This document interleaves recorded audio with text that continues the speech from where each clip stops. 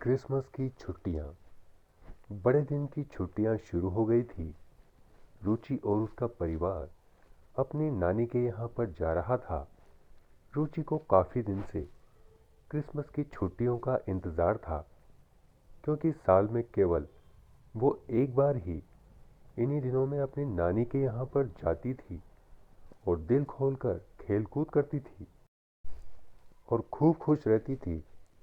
रुचि की माँ ने अपनी माँ के यहाँ जाने की तैयारी पहले से ही शुरू कर दी थी। रुचि के पिता एक बड़ी मल्टीनेशनल कंपनी में बतौर इंजीनियर काम करते थे। उनका परिवार एक मध्यम वर्गीय परिवार था, लेकिन जीवन में जितनी भी आवश्यकताएं थी वह सब पूरी करने के लिए उनकी आर्थिक स्थिति ठीक थी। और वैसे भी रुचि के पिता रोहित जी बड़े ही अच्छे स्वभाव के व्यक्ति थे। वो हमेशा संतोष रखने में ही विश्वास रखते थे। आसपास के लोगों को देखकर वो कभी ईर्ष्या या जलन महसूस नहीं करते थे। भगवान ने उन्हें जितना और जो कुछ दिया था वो उसमें खुश थे, और वो अपने बच्चों को भी यही सिखाते थे कि जितना हमें भगवान ने दिया है हमें उसी में खुश रहना चाहिए, क्योंकि संसार में कई लोग ऐसे भी हैं जिनके पास इतना भी नहीं है। रुचि के पिता रोहित जी आज ऑफिस में काम ज्यादा होने की वजह से सुबह जल्दी ही निकल गए थे। रुचि और उसकी माँ अपनी नानी के यहाँ पर जाने के लिए कब से रोहित का इंतजार कर रहे थे कि कब वो ऑफिस से आएं और उनको नानी के यहाँ पर छोड़ने के लिए जाएं। शाम के 8 बज गए थे। अभी तक भी रोहित ऑफिस से नहीं आए थे। रुचि और उसकी मम्मी दोनों बहुत ही गुस्सा थे, क्योंकि उन्हें अपनी नानी के यहाँ पर जो जाना था वो रोहित का इंतजार ही कर रहे थे। तभी दरवाजे पर दस्तक हुई तो रुचि ने भागकर गेट खोला। रुचि ने जैसे ही देखा तो दरवाजे पर पुलिस खड़ी थी। रुचि की माँ अचानक से रात के समय पुलिस को देखकर एकदम से डर गई और घबराती हुई बोली, क्या हुआ इंस्पेक्टर साहब, इतनी रात को आप यहाँ कैसे?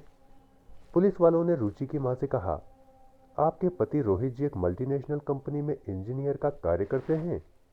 रुचि की माँ ने कहा, हाँ तो क्या हुआ? शाम को 8 बजे जैसे ही ऑफिस से घर आने के लिए निकल रहे थे, तभी एक बेकाबू ट्रक ने उनकी कार को टक्कर मार दी, जिससे वो गंभीर घायल हो गए और उन्हें अस्पताल में भर्ती कराया गया है। यह सुनते ही रुचि की माँ बेहोश हो गई। जैसे तैसे रुचि की माँ को होश में लाया गया। अब वह रोने लगी, ये क्या हो गया, हम तो मेरी माँ के यहाँ पर जाने वाले थे और अचानक से भगवान ने ये क्या कर दिया। रोती हुई पुलिस की गाड़ी में बैठकर हॉस्पिटल के लिए रवाना हुई। रुचि भी अपनी माँ के साथ ही थी। अपने पिता के एक्सीडेंट की बात सुनकर रुचि की भी आंखों में आंसू रुक नहीं रहे थे। थोड़ी ही देर बाद पुलिस की गाड़ी ने उन्हें अस्पताल पहुंचा दिया। जैसे ही उन्होंने रोहित को देखा तो वो बहुत ही दुखी हुए, लेकिन उन्हें इस बात का संतोष था कि एक्सीडेंट इतना बड़ा नहीं था और रोहित ठीक था। रुचि और उसकी माँ अपने पति से मिलने के लिए अस्पताल के वार्ड में दाखिल हुए। अभी रोहित जी बेहोश ही थे। रुचि और उसकी माँ उनसे बात करने की कोशिश कर रहे थे। तभी वहां पर डॉक्टर आए और उन्होंने कहा, घबराने की कोई बात नहीं है, ज़्यादा बड़ा एक्सीडेंट नहीं है, 2-3 दिन में ठीक हो जाएंगे। यह सुनकर रुचि और उसकी माँ ने राहत की सांस ली। थोड़ी ही देर बाद रोहित को भी होश आ गया और वो अपने पास अपनी पत्नी और बेटी को देखकर काफी खुश हुआ। उन्होंने दोनों को गले लगा लिया। रोते हुए कहने लगा, आज तो जैसे मैंने तुमको खो ही दिया था। वो तो भला हो भगवान का, जिन्होंने हमारे अच्छे कर्मों की वजह से मेरी जान बचा ली, वरना न जाने क्या हो जाता, मेरे पीछे तुम दोनों का क्या होता। ये सोच सोच कर ही मेरी हालत खराब हो रही थी। रुचि और उसकी माँ रोहित से बोली, आप चिंता क्यों करते हैं?